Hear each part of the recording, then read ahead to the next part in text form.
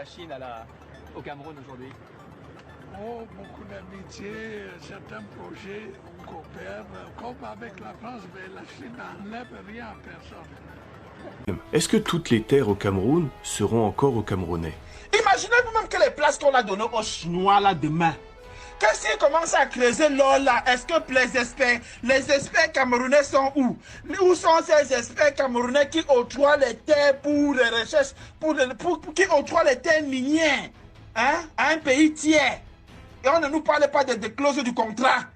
Je te rappelle aussi le cas du Sri Lanka. Je voudrais pas que ça se passe au Cameroun. Dans les contrats chinois, s'il y a un défaut de paiement, eh bien, en fait, les Chinois se payent soit en matières premières, soit en infrastructure. Les Sri Lankais ne pouvaient pas payer, ils peuvent pas payer. Du coup, le port du Sri Lanka, il est aux Chinois pendant 99 ans.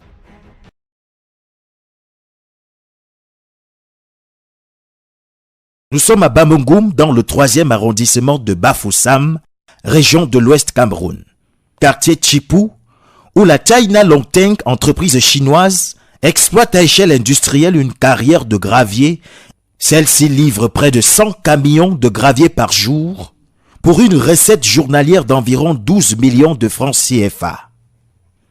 Mais à côté de cette affaire juteuse, développée depuis 2015, il y a des riverains aux abois. Outre les menaces sur leurs droits au foncier, l'extraction du gravier dans la carrière de Tchipou leur est parfois fatale.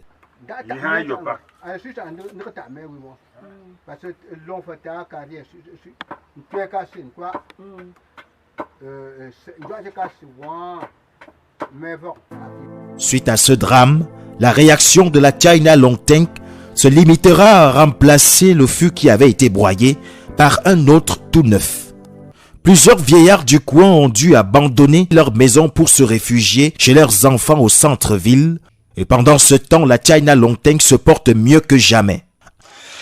La mine qu'on est en train d'exploiter ici, la colline, c'est une société chinoise. Donc ils sont sur vos terres? Ils sont sur la terre riveraine. Okay. Est-ce qu'ils ont payé de la compensation? Non, ils n'ont pas donné la compensation. Ils disent que c'est le gouvernement camerounais qui leur a mis sur le terrain. Ils lavent avec les machines et que les villageois travaillent avec les mains.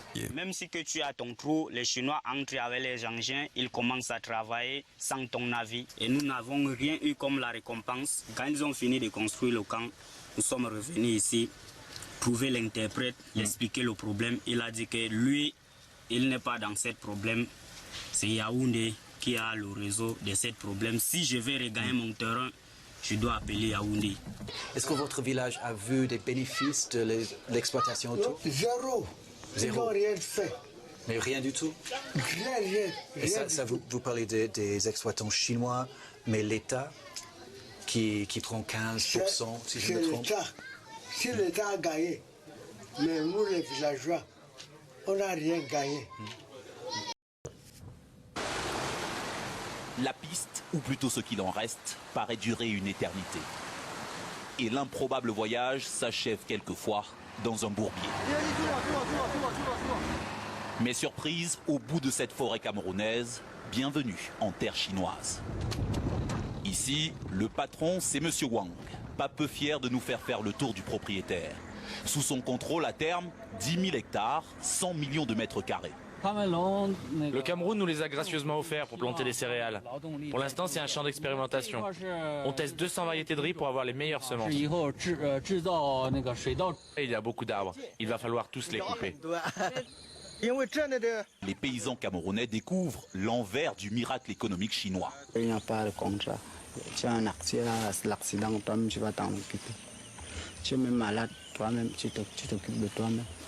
Nous travaillons comme les temporaires. Ça veut dire que tu peux venir au travail demain, tu es au quartier. Bon.